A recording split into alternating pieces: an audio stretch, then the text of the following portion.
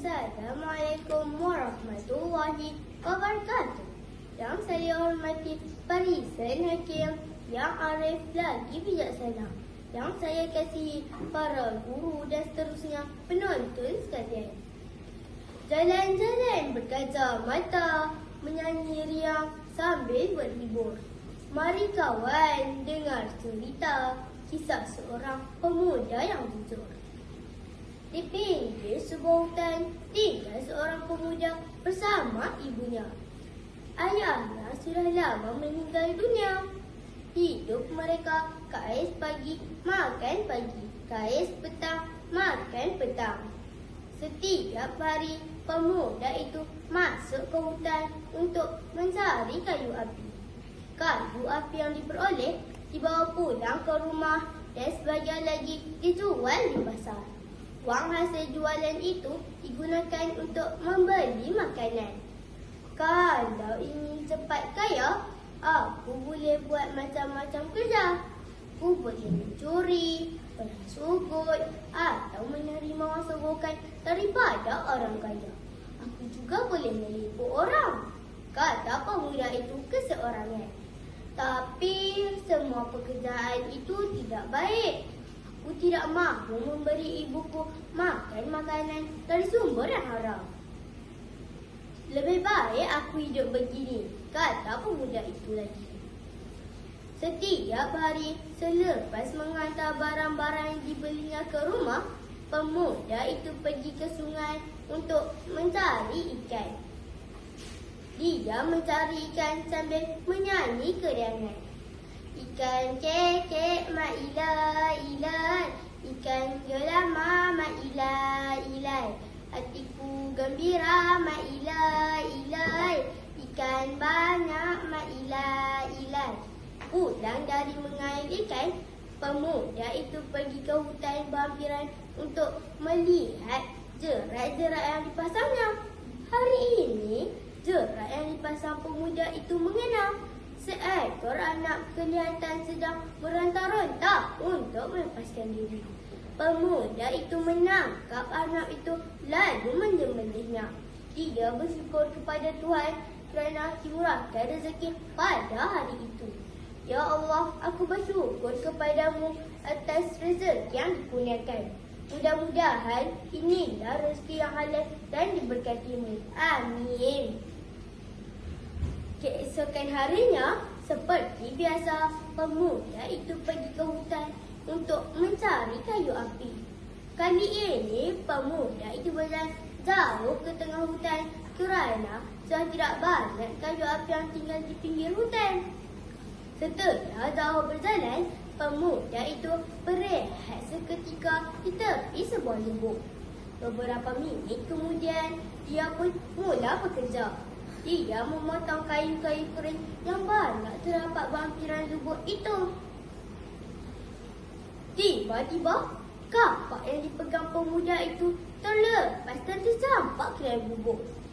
Pemuda itu berasa sungguh sedih kerana kapak itu adalah kapak peninggalan arwah ayahnya.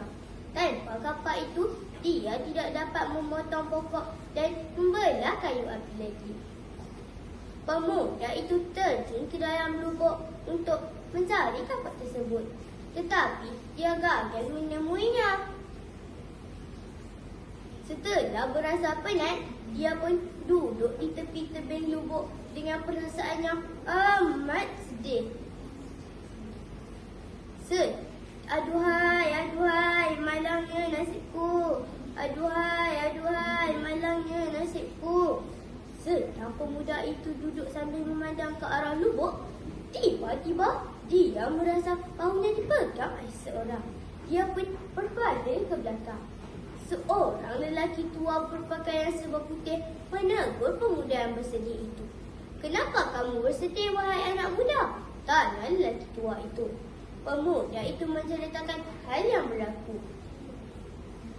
Tiba-tiba, lelaki tua itu mengeluarkan beberapa bilah kapak. Sebilah kapak dibuat daripada emas, sebilah kapak dibuat daripada perak, sebilah kapak dibuat daripada gangsa, Dan sebila lagi kapak kelihatan seperti kapak pemuda itu yang terjatuh ke dalam gubuk. "Itulah kapak saya," kata pemuda itu dengan jujur. "Bagaimanakah dengan kapak emas, perak dan gangsa ini?" tanya lelaki tua itu. Bukan. Kapak-kapak itu bukan milik saya. Saya hanya inginkan kapak saya," jelas pemuda itu dengan bersungguh-sungguh. "Aku amat memerlukan kapak ini," kata orang tua itu. "Kembalikan kapak saya," kata pemuda itu. "Ambillah kapak emas, perak dan gangsa ini. Kamu akan cepat kaya," jelas orang tua itu. Dia cuba menyogok pemuda itu, tetapi sogokan orang tua itu tidak diendahkan. Saya tidak mahu kapak-kapak itu. Biarlah saya hidup miskin, tapi diberkati," kata pemuda itu. Oleh sebab pemuda itu jujur, lelaki tua itu menghadiahkan kapak emas, perak dan gangsa kepadanya. Sejak hari itu, pemuda itu hidup kaya raya bersama ibunya. Namun, sikap jujur dan pemurah masih tidak berubah.